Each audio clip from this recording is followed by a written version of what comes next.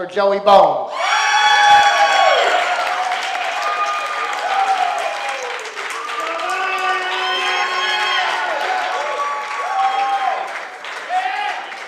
How's everyone doing?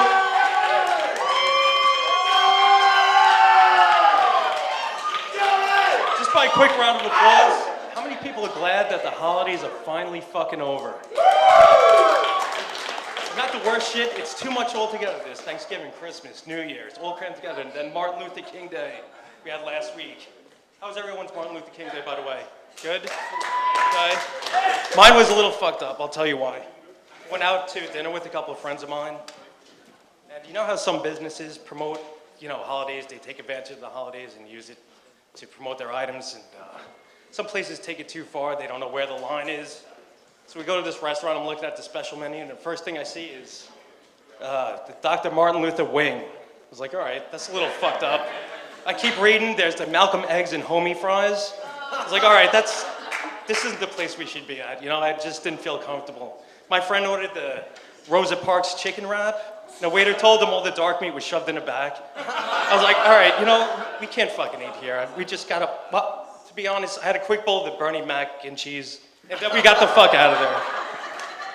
We were a little bummed out. We were still kind of hungry, so wanted to go somewhere more reliable and classy. So we went to Hooters, which is great.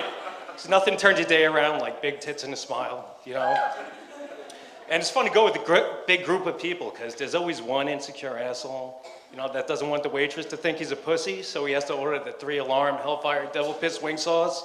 That shit? Burns going in, burns even worse going out. It's fucking brutal. Everyone knows that feeling, It's like, that's what I want. Make sure to tell the chef by noon tomorrow or my asshole will be glowing like a goddamn Carvel cherry.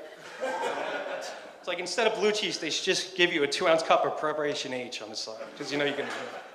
And I never understood why they give you celery with the wings. I mean, I just drank 3 pitchers of beer, ate 57 deep-fat fried chicken wings that are covered in butter sauce, that I dipped into a half a gallon of blue cheese. Those 4 pieces of fucking celery really isn't balancing out my meal. I don't know if you ever went to Hooters during the daytime. I went there for lunch a couple weeks ago with a friend of mine. I think they keep the A-list staff for the PM shift. You know what I'm saying? Like, our waitress, she was a nice enough girl, nice black chick.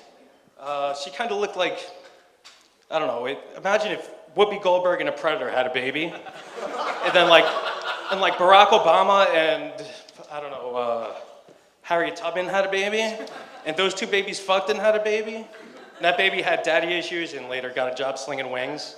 That probably describes our waitress. Wait, I'm sorry, not Harriet Tubman. Who wasn't Harriet Tubman like the first black broad to sit on the back of a bus through a tunnel or something like that? Well, I don't know who she was. I imagine she had some big old breasts though. Like those good old slave titties. What? Come on, don't boo me, boo history. Come on, what is this, secret? Slaves had tits too, come on, grow the fuck up. I mean, really.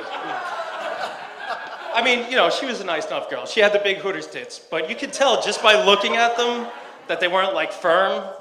They were kind of, how can I describe it? They're kind of like pancake batter in a Ziploc bag, there you go. Or as I like to call them, Bisquick tits. Yeah. All right, it's enough about Hooters. Like my grandpa used to say, there's no use beating a dead horse. All right, what else can we talk about? Okay, kiddie porn, all right? Here we go.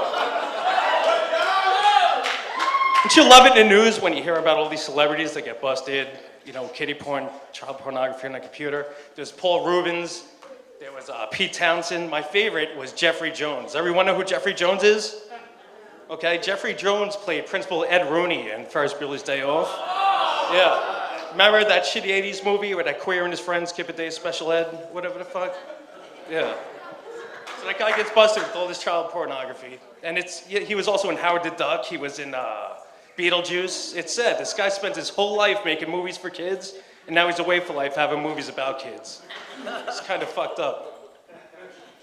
People get crazy with porn, like myself included, Like, a couple months ago, my computer crashed on me. I had no internet access at all, couldn't get online. And I really, forgot how much for granted I took this wonderful technology until I found myself in the kitchen whacking off to that hot Italian girl and a box of raisins. You know? It was either that or Hannah Montana would be on TV like, you know, Miley. Yeah, I love Miley. Miley would be the ideal girl for me, except, you know, for the obvious reasons, the age difference, the location, the restraining order, things like that. Yeah, so, you know, Hannah Montana would be on TV 3 minutes before I got to leave for work. So at that point, it's just a game of beat the clock, which is awesome because even if you lose, you still win.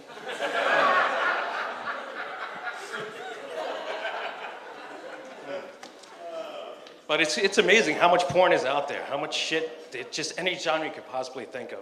There's one thing I never came across that I've never seen is retard porn. I've never seen it. It's just not out there. It doesn't exist. I mean, I don't know how good it would be. I'm sure there'd be a lot of slobbering and drooling, mostly involuntarily. But I don't know how good it would be, you know? There's also a lot of midget porn out there. That's pretty interesting. Anything with a midget in it, I'll fucking watch it. I don't care what it is. Anything. You got my attention. I'm sold with the midgets. Ever since I was little, I've always been obsessed with them. For some reason, I always thought if you caught one, they'll grant you a wish. It's not true. Like, if you ever see a midget in the street, do not run up to him, hold him, rub his belly, and demand wishes. They don't like that shit. I learned that the hard way.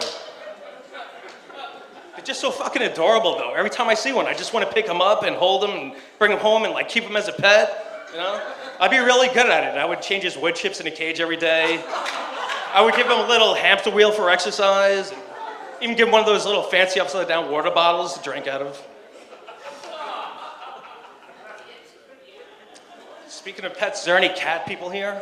Does anybody have cats? Really? Yeah. They're just fucking horrible. I'm sorry. I just think they're the most vile, disgusting creatures. Did you ever hear a cat having sex? Anyone ever hear that?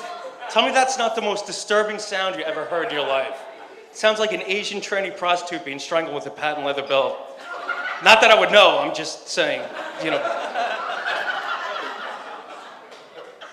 Last time I heard a cat having sex, I was thinking, I never made a girl sound anything close to that. That's when I realized I'd be better off banging kittens. No, all right. That's not true. I would never have sex with a cat. I have allergies. Fucking dander. Dander gets to me.